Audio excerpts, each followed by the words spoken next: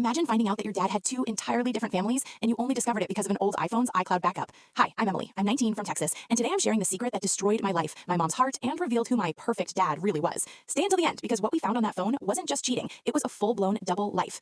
Growing up, I thought my family was normal. Mom worked 2 jobs to keep us afloat while dad was always away on business trips. New York, Chicago, sometimes LA.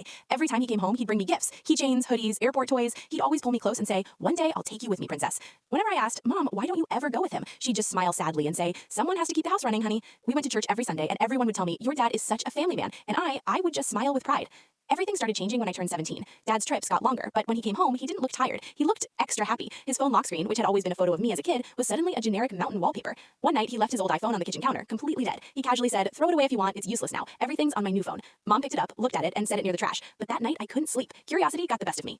I plugged the phone in and waited. When it finally powered on, the iCloud sign-in screen popped up. His email and password were saved in autofill, like he never even considered someone would check. I tapped sign in and the phone started syncing. I opened the Photos app and my heart stopped. There were hundreds of pictures, but they weren't of us. It was a different house, a bright white kitchen, 2 other kids, another woman, and my dad standing in the middle of them like this was his real family. I saw a photo of him holding a little girl captioned, "Happy 8th birthday, baby. Daddy loves you more than anything." I checked the date. It was from 2 weeks ago. The same day he texted me, "Sorry, princess, flight delayed, can't call tonight."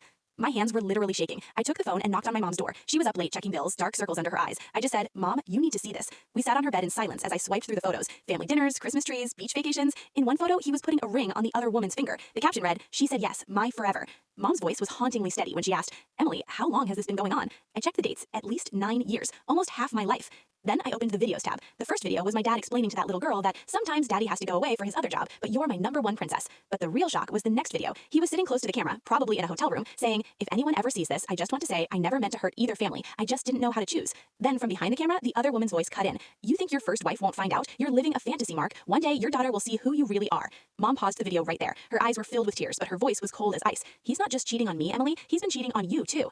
The next morning, Mom didn't hide anything. She calmly made breakfast, just like always. When Dad walked in from his trip, she placed that old iPhone right next to his plate. The second he saw the phone, his face went ghost white. Mom just said, "Pick it up, Mark, or should I airdrop these photos to your mother, your pastor, and our neighbors?" He tried to get angry. He started screaming about privacy, but Mom shut him down instantly. She said, "You didn't just invade my privacy, you built a whole second life on the grave of our marriage." That night, he left with his suitcase, but this time, it wasn't for a business trip. Mom printed every document saved in that iCloud, the lease for the other house, joint bank statements, and handed them straight to her lawyer. It's been 2 years. We live in a smaller apartment now. Mom still works 2 jobs, but she laughs now without the weight of the lies. I'm in therapy because the trust issues are real. I had to admit to myself that I was betrayed too.